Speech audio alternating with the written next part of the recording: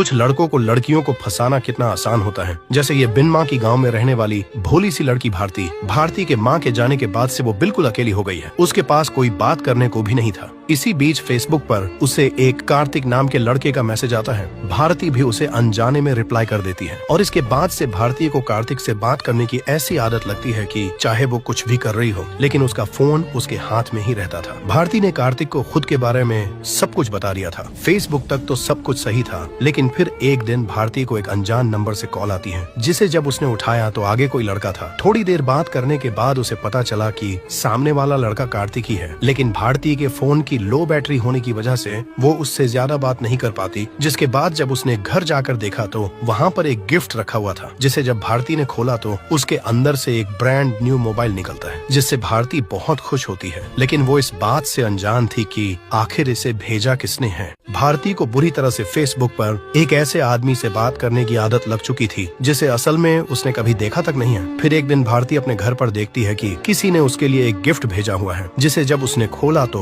उसके अंदर से एक ब्रांड न्यू मोबाइल निकलता है, जिसे देखकर भारती बहुत खुश तो होती है, लेकिन वो इस बात से अनजान थी कि आखिर इसे भेजा किसने है। और तभी उस फोन पर एक कॉल आती है, जिससे भारती को पता चलता है कि ये गिफ्ट उसे कार्तिक ने ही दिया है। जिससे भारती उसे काफी कुछ सुनाती है कि इतना महंगा फोन देने की क्या जरूरत थी। जिससे कार्तिक उसे बोलता है, मैं तुमसे प्यार करता हूँ भारती। जिससे भारती थोड़ी देर तक चुप हो जाती है, लेकिन जब उसने बोला तो उसका जवाब भी आई लव यू टू ही था। और इसके बाद से भारती की खुशी का तो कोई ठिकाना ही नहीं रहा था। इसके बाद से भारती हर टाइम बस उससे ही बात करती रहती थी। भारती फोन पर ही उसके इतने करीब आ चुकी थी कि अब भारती कार्तिक को अपने फोटोज भी भेजने लगी थी। फिर एक दिन भारती को कार्तिक की कॉल आती है, जिसे जब उसने उठाया तो आगे सामने कार्तिक रो रहा था। भारती को एक ऐसे लड़के से प्यार हो चुका है जिसे उसने हकीकत में कभी देखा तक नहीं है। उस कार्तिक नाम के लड़के ने भारती को कभी फेसबुक पर मैसेज किया था और अब भारती उस लड़के के प्यार में बुरी तरह से डूब चुकी है। फिर एक दिन भारती को कार्तिक की कॉल आती है। उसने जब उसे हंसते हुए उठाया तो सामने कॉल पर कार्तिक रो रहा था। भारती उससे पूछती है कि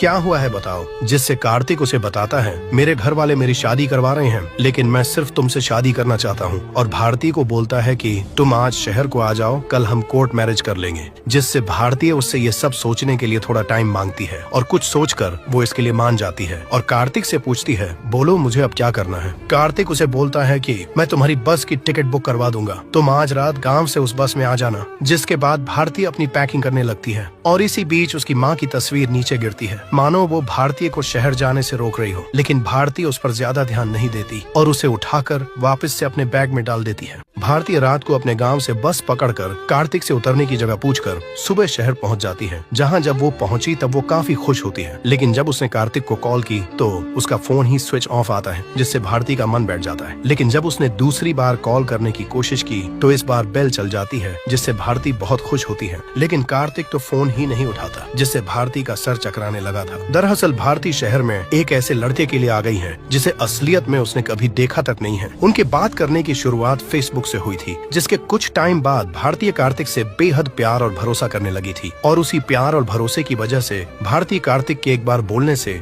शहर आने के लिए तैयार हो गई थी। भारती को अपना सामान पैक करते हुए शहर न जाने का एक इशारा भी मिला था जब उसकी माँ की तस्वीर नीचे गिरी थी, मानो वो उसे शहर जाने से रोक रही हो। लेकिन भारती को तो सिर्फ कार्तिक ही दिख रहा था, जिससे उसने उस सब को अनदेखा कर दिया था और अब वो एक अनजान शहर में बुरी तरह से फंस चुकी है। गाँव की भोली सी लड़की भारती एक ऐसे लड़के के लिए अनजान शहर में आ गई थी जिसे उसने कभी देखा तक नहीं था। और जब भारती ने उस लड़के को कॉल की तो आगे से कोई जवाब नहीं आता, जिससे भारतीय को तो चक्कर आने लगे थे। वो उस अनजान शहर में बुरी तरह से फंस चुकी थी। लेकिन तभी उसे उस कार्तिक नाम के लड़के की कॉल आ जाती है, जिससे भारती का रोता हुआ चेहरा फिर से खुश हो जाता है। कार्तिक भारती को बोलता है, मैं तुम्हें लेने नहीं आ पाऊंगा, मैं तुम्हें फोन पर ही रास्ता बताऊंगा, क्योंकि मैं हमारी शादी के काम से कोर्ट में गया हूँ। जिसके बाद भारतीय भी उसी रास्ते पर चलने लगती है जो कार्तिक उसे कॉल पर बताया जा रहा था। भारती उस अनजान शहर में बस कार्तिक के भरोसे ही चली हुई थी। कॉल पर बात करते करते ही कार्तिक भारती को रिक्शा वालों के पास पहुंचा देता है और उसे एक जगह का नाम बताकर वहां आने को बोलता है। भारती भी वही सब कर रही थी जो कार्तिक उसे कॉल पर बता रहा था। फिर जब भारती उस रिक्शा से उतरी तो उसके बाद कार्तिक फिर से भारती को वहां से रिक्शा पकड़ने को बोलता है। जिसके बाद जब भारती वहां रिक्शा वाले को कार्तिक की बताई हुई जगह पर चलने को बोलती है तो सारे रिक्शा वाले उसे देखकर चौंक जाते